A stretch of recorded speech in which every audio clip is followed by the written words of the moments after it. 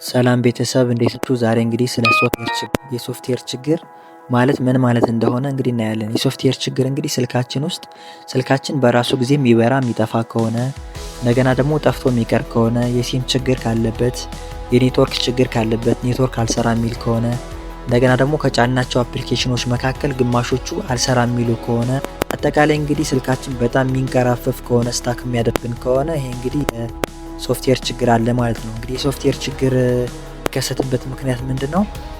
ሚሞሪያችን በጣም ሲሞላ ነው። እንግዲህ ስልካችን ውስጥ አፕሊኬሽኖች ዳታዎች በሚበዙበት ጊዜ ወይም ፍሪ ስፔስ ማይኖርበት ሚሞሪያችን በሚጨናነቅበት ጊዜ እንግዲህ የሶፍትዌር ችግር ሶፍትዌሩ ወይም ስልኩ በጣም ይጨናነቃል ማለት ነው። ስለዚህ ከባለሙያ ከመውሰዳችን በፊት ባለሙያ ከማየቱ በፊት እንግዲህ ምን ማድረግ አለብን፣ መፍትሄውስ ምንድነው የሚለውን ነገር ደግሞ እናያለን። መፍትሄው እንግዲህ ምንድነው መሰላችሁ?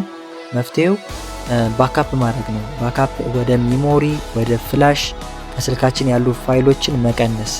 ይሄንን አድርገን ግን ማይሰራ ከሆነ ወደ ባለሙያ እንወስደዋለን ማለት ነው። ግን ባካፕ ሳናደርግ እንወስደው ከሆነ አንዴ በተለይ ከዘጋ በጣም ፉል ሆኖ ከዘጋ ስልኩ ከእንደገና ለመነሳት ከእንደገና ለመስራት በጣም ስለሚያስቸግር ላይነሳም ይችላል፣ ባካፕ ካልሆነ ፉል ሆኖ ከዘጋ ማለት ነው። ስለዚህ ባካፕ ማድረግ አለብን።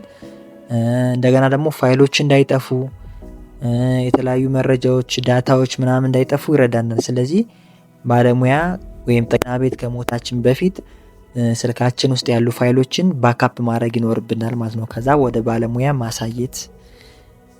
እንግዲህ ለዛሬ ያስኩላችሁ ይሄን ይመስላል። ይሄንን ቻናል ሼር፣ ሰብስክራይብ፣ ላይክ በማድረግ እኔን ማበረታታት ትችላላችሁ። ያው ስለተከታተላችሁኝ በጣም አመሰግናለሁ። ቴንኪው